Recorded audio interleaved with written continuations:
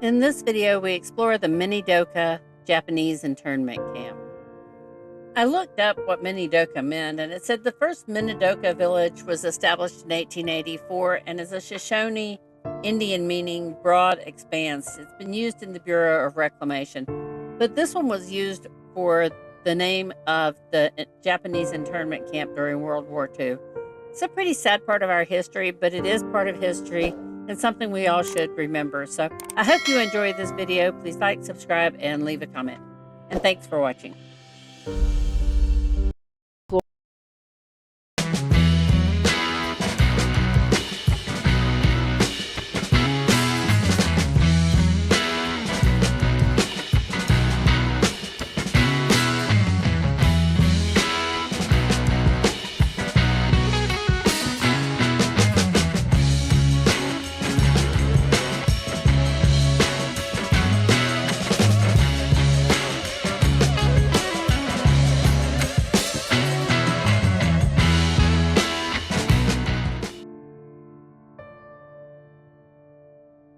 We're heading out to the Minidoka Japanese internment camp near Twin Falls, and it was a dark and kind of gloomy day, a little overcast, a little rainy, and kind of fit the mood of what that internment camp felt like.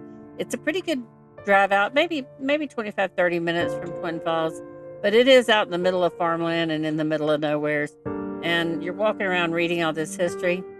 Gloomy kind of fits the mood there, right? For us at least.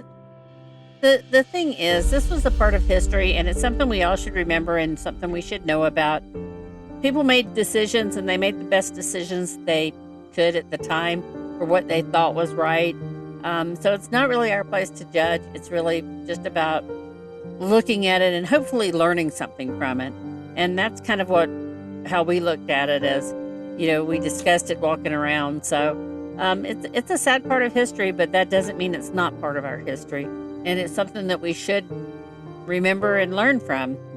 It was history, just like Pearl Harbor was, and all the other parts of our history that maybe not so pretty, but something we should learn from. So I hope you enjoy this. This one's really more about a historical fact and a historical site. So I hope you enjoy it, and let me know what you think, how you feel about it. It's part of history. It's maybe not a glorious part, but it's part of history.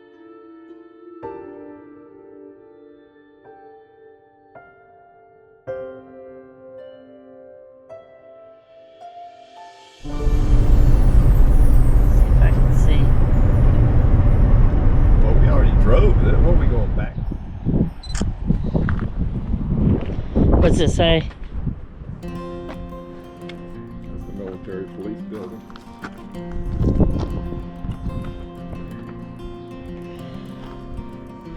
The flow of traffic.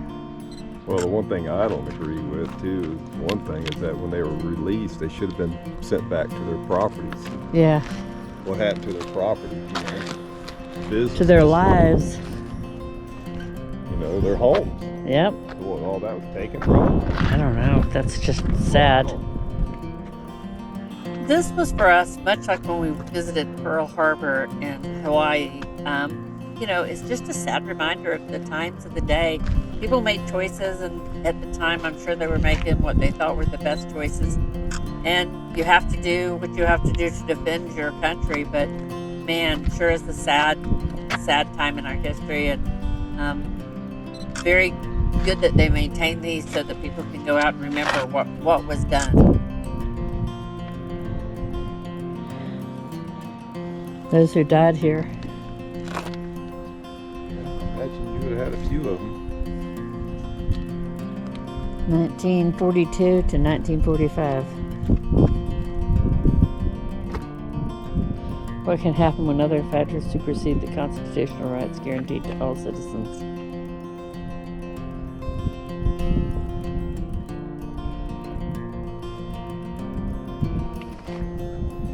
Yeah, but would they have been safe if they had just been left alone? Probably not.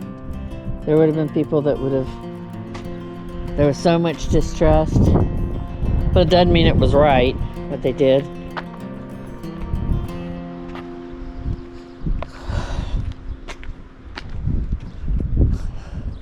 This was the guard building.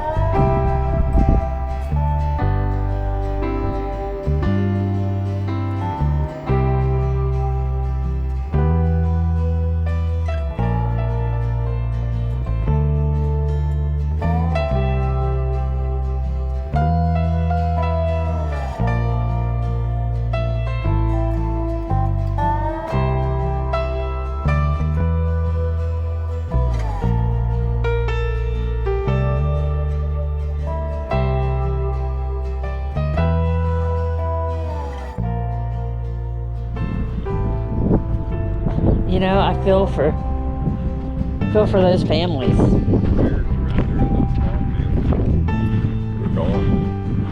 I feel for all those families. Yeah. You know? See, we're here. Right there. And here's the river there. If you look, this is where all the... It'd be all out there where Let me those take a picture of silos. that. But over here they talk about the ones that enlisted. And we'll come look. Yeah. Well, hoping that, you know, they're enlisting, hoping it helps their families. Well, but they also said, you know, that just because you answered yes, you would fight and you'd be willing, didn't necessarily mean that they were, you know, that it worked. Over here, not everyone answered no for the same reasons. Some were protesting the injustice of their incarceration, while others were trying to keep their families from being separated. Ultimately, 328 Minidoka incarcerees were sent to Tule Lake. About 1,500 Tule Lake incarcerees who answered yes, yes, were transferred to Minidoka. Yes, see their questions. Are you willing to serve in the armed forces of the United States on combat duty wherever ordered? And will you swear unqualified allegiance to the United States and faithfully, blah, blah, blah. And forswear any form of allegiance to the Japanese. So that was a yes, yes. 97% of Minidoka incarcerees answered yes, yes. The highest rate among the camps. Those who answered yes were allowed to join the armed forces. They could be potentially leave camp if they were sponsored by an employer or a university. However, Japanese Americans could not yet return to the West Coast. The government encouraged incarcerees to resettle in eastern states in the hopes of breaking up the Japanese American community. But they said even those that answered, they caused confusion. People worried a yes answer meant enlisting in the military or admitting to an allegiance with the Emperor Japan that never had. So they didn't really understand what they were being asked. Those who answered no were deemed disloyal and sent to Tule Lake Segregation Center in California. I mean, just a sad time. Those are the ones that enlisted. And in some ways, it was tough. I mean, if you said yes, yes, you're going against Your people, your family, your Yeah. ancestors. Yeah. I mean, it's like closed. Clearly. Does it give you hours? Oh, closed. It's only open Friday, Saturday, and Sunday. Well, good to know. This is one of those things we were just trying to figure it out from what everybody was thinking at the time. And, you know, it's just a tough time. And for everybody making the best decisions they can. You know, there was safety and security concerns, but man, sure is a sad time. And we were just trying to figure out how we felt about it. There shows the hospital administration. What was that? Like a baseball field? Yeah. Yeah, they said they used to play Baseball. Barbed wire and sagebrush.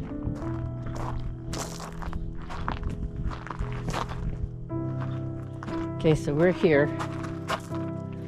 There was the hospital and Warehouses. That's what I said. These are this is maintenance area warehouses. There's foundations over all what's left of them. firearms, cameras, and shortwave radios were prohibited.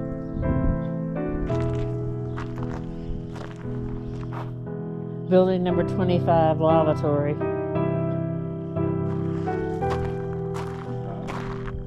Building number 25. Somewhere out there they had sewage treatment plant, water plant.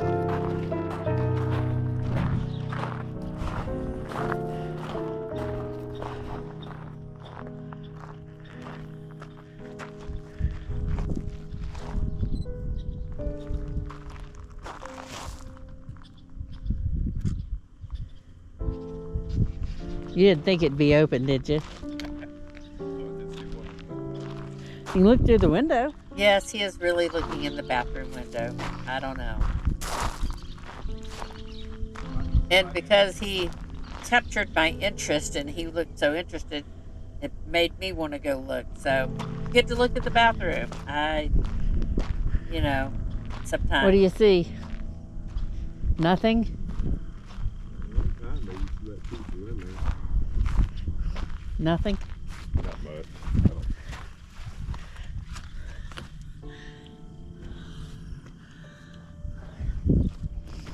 As far as you can see out there, we're building. Baseball.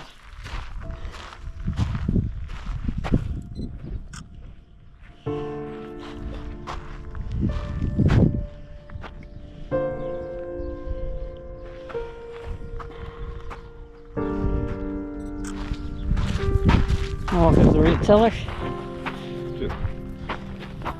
You ever seen one? Uh-uh. The grass, yeah, it's weird. It's weird how they made them. There's a sod insulation. A sod insulation? Yeah. Build a frame and then wind up putting earth all over it. Cattle truck. Must have done a lot of work.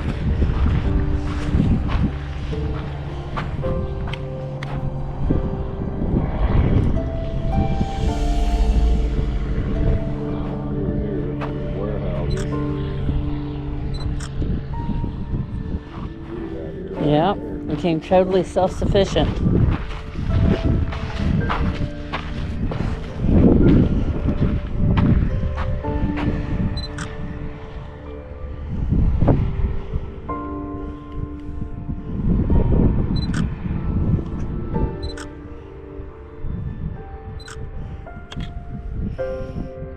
That's one of them. They had what? A bunch, I'm sure. Yeah. 79,000 pounds of carrots, 979,000 pounds of potatoes, 101 pounds of cabbage. Wow.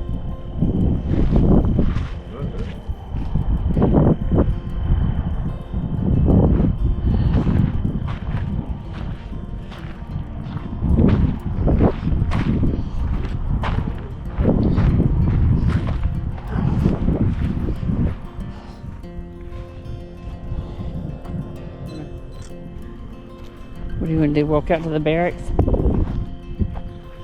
They built them things into the ground and then tried to keep it, put a couple of feet of dirt or sod, keep it from freezing. That's all they didn't want it to freeze. Well, and I guess it would keep it cool in the summer too. Yep. There's got to be a lot of relatives Still around. It's amazing, you know. It'd probably surprise you how many of them come out here to visit. Yeah. You know. It's kind of like going to Pearl Harbor. You know. The Japanese and the Americans both go there, not to remember, but because it was a part of history. We were trying to deal with the feelings about this. It's such a remorse. It's a sad part of history, but it is history. Also a military action too. That's our government's fault that even happened. Yep.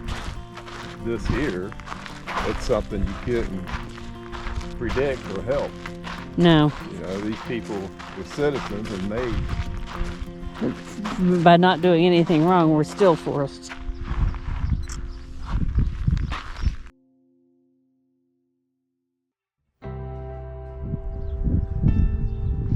Had to wade through standing water and mud to move about the camp. I wouldn't have figured that one. But you would have. I thought there would have been enough. Yeah, you don't see it's getting wet. I mean, you can't stop that. But you wouldn't have thought it had held water.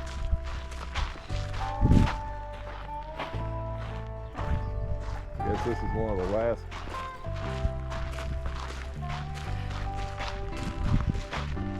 Barracks? Looks like it.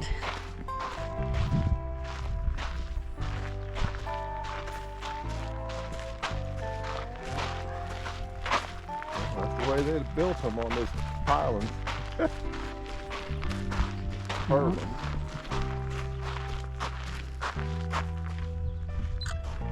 I think I saw a mouse up there. And maybe there's a mouse right there. Rodent. I'm a little traumatized these days. Yeah. Where are you, you monster? There he goes. I'm a little traumatized. I'm going to choose here to not talk about my mouse encounter. It was horrifying, and I'm just going to choose to let it go. But there are tons of mice out here everywhere that are making me slightly insane because they are just little field mice everywhere. So I'm not a fan is all I'm going to say. Little beasts. Look at them. They're everywhere. Yep. They're everywhere. Oh my word. Look at the little rats. Rat holes everywhere.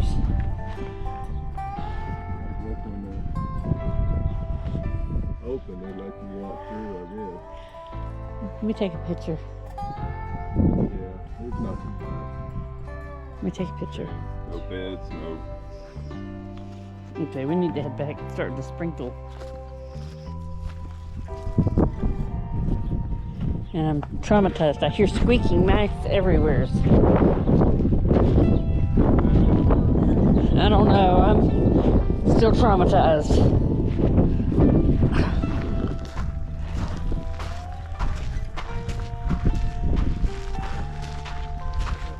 Do we learn? No. No, we don't.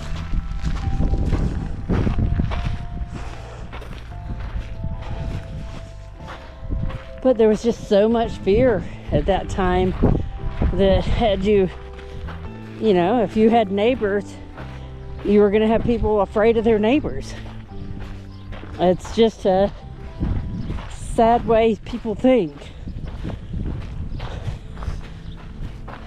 How many of them would have died? Like I said, they hadn't have put them in a camp, you know. Because of people. If you was living next door to a Japanese family during World War II, what would you think?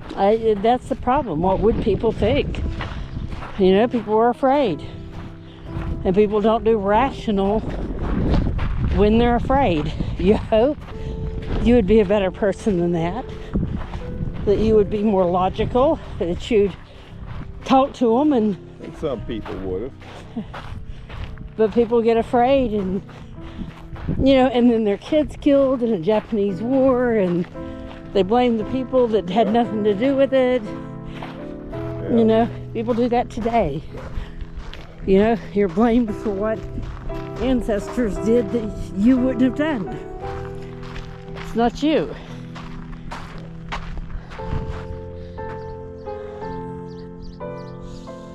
And that's it. People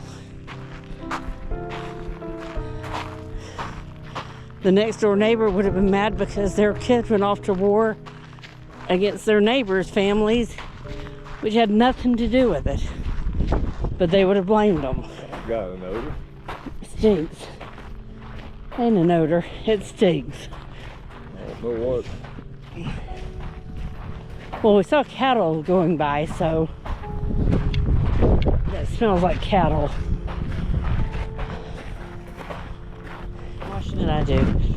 Alaska, all sent to Minidoka. Over there. So from Washington, Oregon, and Alaska. Wow.